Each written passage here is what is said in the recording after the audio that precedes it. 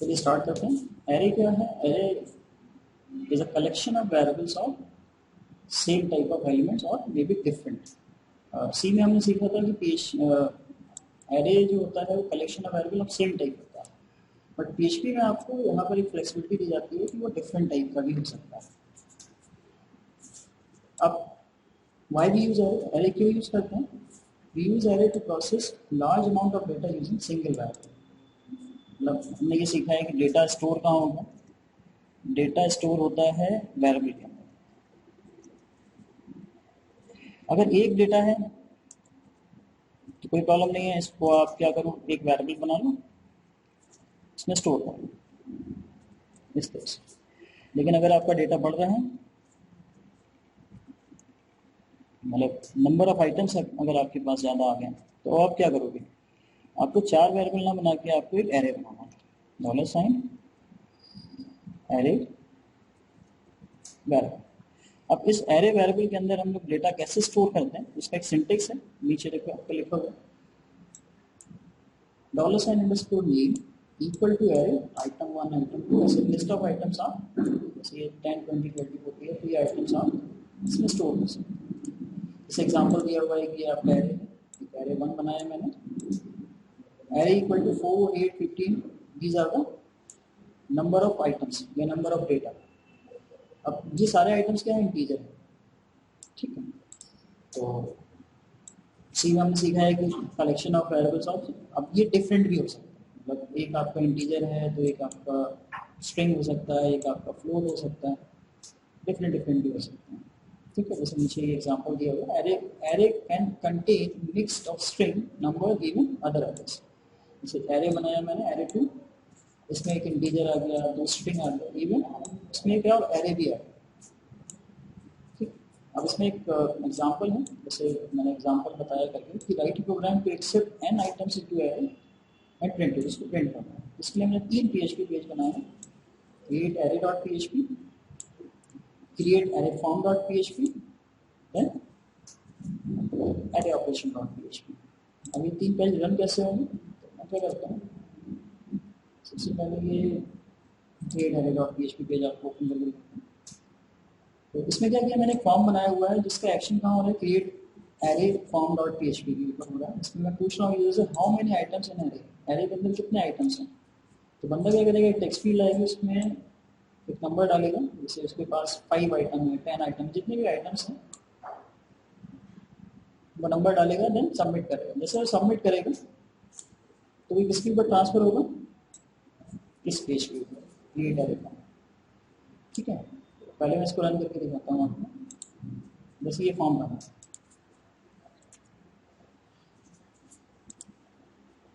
ठीक है। अब इसमें उसने बोला कि मेरे पास 5 आइटम है जो मुझे एंटर करना है एरे के अंदर, सबमिट करेंगे। ये सबमिट क्वेरी करेंगे तो क्या होगा, यहाँ पर एक फॉर्म ऑटोमेटिक बिल्ड हो जाएगा, इसमें 5 टेक्स्ट फील्ड्स आपके आ जाएंगे, इसमें आप 5 आइटम्स आप एंटर कर सकते हैं।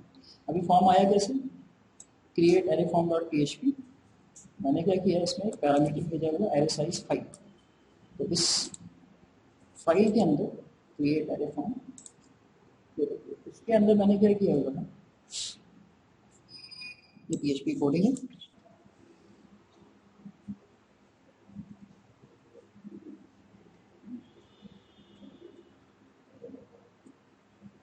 तो इसमें क्या किया हमने, एरे का साइज जो है, बेसिकली इस पेज से आपका ये जो एरे का साइज है, बेसिकली ये टेक्स्ट फील्ड है, इस टेक्स्ट फील्ड का जो नाम है एरे साइज, तो इस एरे साइज का जो भी नाम वैल्यूज होगी वो इस एरे साइज के अंदर आ जाएगी। फिर मैंने एक लूप चलाया हुआ है जो क्या करेगा, आपको इस तरह के पूरे टेबल प्रिंट करता है इस लूप से। और इसमें जितने भी आपके टेक्स्ट फील्ड्स हैं, 5 टेक्स्ट फील्ड्स हैं, ये पांचों टेक्स्ट फील्ड्स के नाम आपकी unique N1 sorry N0 N1 N2 N3 N4 इस तरह से आपके लिए ऑटोमेटिक असाइन कर देगा। देखो मैं इसका सोर्स कोड दिखाता हूँ आपको, ये देखिए इसमें 0 आइटम, इसमें जो पहला आपका टेक्स्ट फील्ड है उसका नाम क्या है N0, दूसरा जो टेक्स्ट फील्ड है उसका नाम है N1। इस तरह से आपके उसमें 5 टेक्स्ट फील्ड्स बनाए। अब मुझे करना क्या है, जैसे इनमें वैल्यूज में एंटर करूंगा तो ये बेसिकली वैल्यू कहाँ भेज देगा, एरे ऑपरेशन डॉट पीएचपी पे। तो एरे ऑपरेशन डॉट पीएचपी का काम क्या है, एरे को प्रिंट करना। ये तो ये क्या करेगा, पहले जो भी एलिमेंट्स आएंगे वो गेट के अंदर काउंट कर लेंगे कि एरे का साइज क्या है, मतलब नंबर ऑफ एलिमेंट्स आए कितने हैं हमारे पास, हमने उसको प्रिंट करा लिया। एक मैंने एरे बनाई है, ये डायनेमिक है, इसमें मैंने एलिमेंट्स नहीं डाले। तो जैसे आप ये लाइन लिखते हो तो एक डायनेमिक एरे क्रिएट हो जाती है, इसमें आप एलिमेंट्स ऑटोमेटिकली डाल सकते हो with the help of this syntax.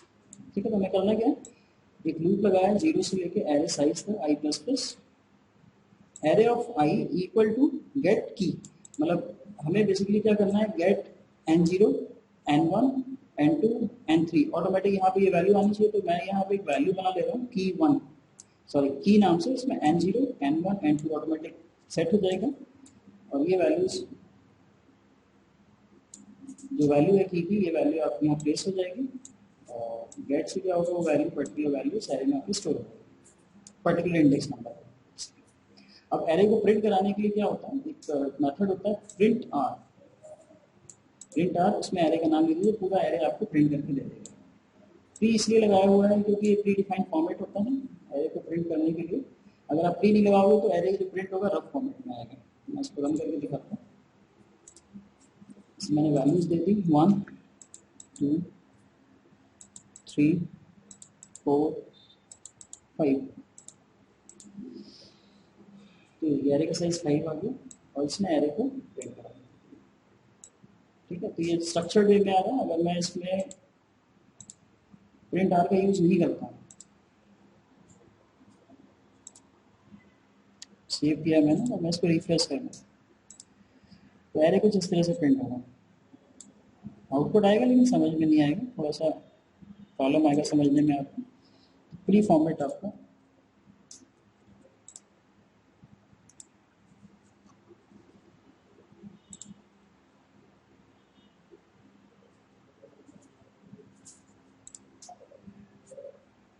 ठीक।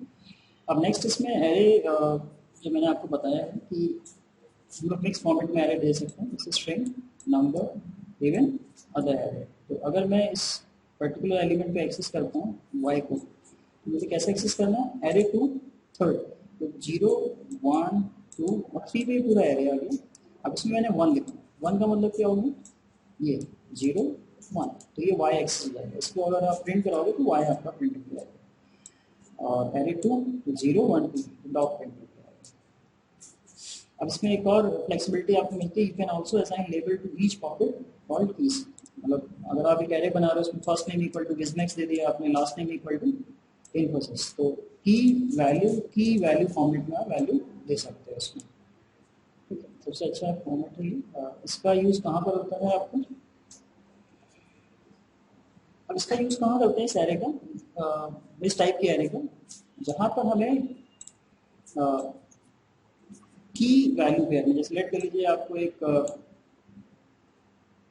डिफरेंट टाइप की करेंसीज हैं, उनकी वैल्यूज आपको स्टोर करना है। जैसे डॉलर है तो आपने एक नाम दे दिया डॉलर, उसकी वैल्यू क्या चल रही है, लेट कर लीजिए 67, तो आपने 67 उसकी वैल्यू दे दी। ठीक है, लेट कर लो दूसरी वैल्यू है आपकी BTC बिटकॉइन, देन उसकी वैल्यू आपने 74,000 या 75,000 दी। इस तरह जितनी कंट्रीज में जो भी करेंसी चल रही है तो उसको आप हम लोग नाम से याद रखते हैं। डिफरेंट डिफरेंट कंट्रीज में आपकी जैसे यूरो चलती है, आपकी ब्रिटिश डॉलर चलता है, आपका डॉलर चलता है आपका, तो उसकी वैल्यूज अलग अलग होती हैं। तो उसके बेस पे हम ये एरे क्रिएट कर सकते हैं, तो उस एरे के आइटम को एक्सेस करने में आसानी होगी। ठीक, चलिए नेक्स्ट है इसमें आपको printing the array elements. Array elements को प्रिंट करने के लिए मैंने अभी तो आपको बताया प्रिंट आर एक मेथड होता है, जिसको आप pre inside the pre tag लिखेंगे तो आपका स्ट्रक्चर फॉर्मेट में एरे प्रिंट हो जाएगा। नेक्स्ट है इसमें array functions. Array functions basically array के एलिमेंट्स को प्रोसेस करने के लिए हमारे पास कुछ फंक्शंस दिए हैं PHP में। तो फर्स्ट फंक्शन है काउंट।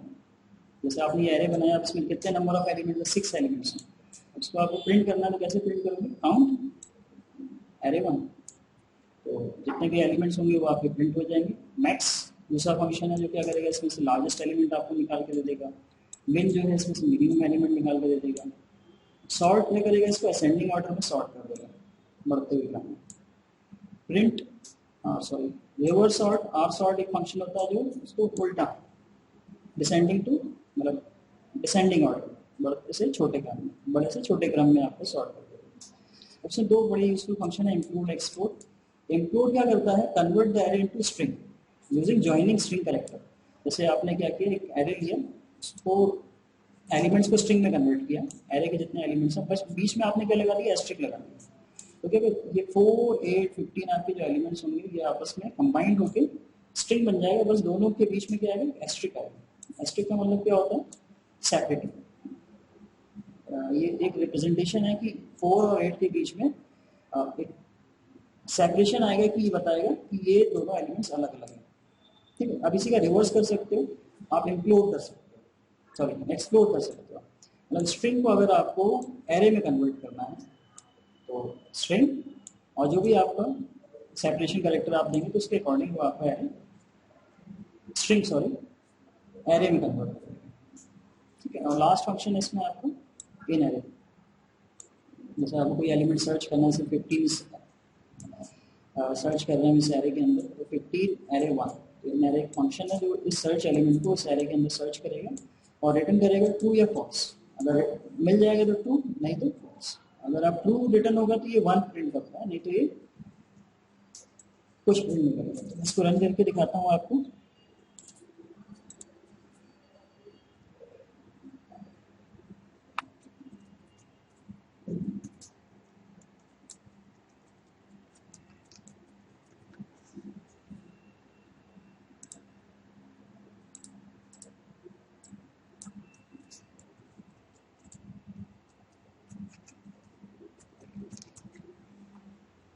ये देखिए आपका काउंट 6 है, मैक्सिमम वैल्यू आपकी 42 आई, मिनिमम वैल्यू आपकी 4 आ गई। सॉर्ट किया तो आपका सेंडिंग ऑर्डर में एलिमेंट्स 4, 8, 15, 16, 23, 42। रिवर्स सॉर्ट किया तो आपका डिसेंडिंग ऑर्डर में या सेंडिंग ऑर्डर में सॉर्ट होकर आ गया। इंक्लूड किया तो ये स्ट्रिंग फॉर्मेट में आपने क्या किया, एरे को स्ट्रिंग फॉर्मेट में इंक्लूड कर दिया। एक्सपोर्ट में फिर वापस आपने उसको एरे में कन्वर्ट किया। इन एरे में देखो आपको 50 मिल गया तो 1 आ। अगर मैं लेट कर लूँ यहाँ पे कुछ ऐसा एलिमेंट डाल देता हूँ जो एरे के अंदर है ही नहीं, लेट कर लूँ मैंने डाल दिया 150, मैं रिफ्रेश करता हूँ तो यहाँ पर आपका फॉल्स है। फॉल्स में आपका यहाँ कुछ फील्ड नहीं होता। ठीक है,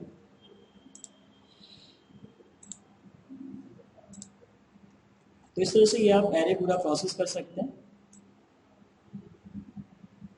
अपने PHP पेज के अंदर।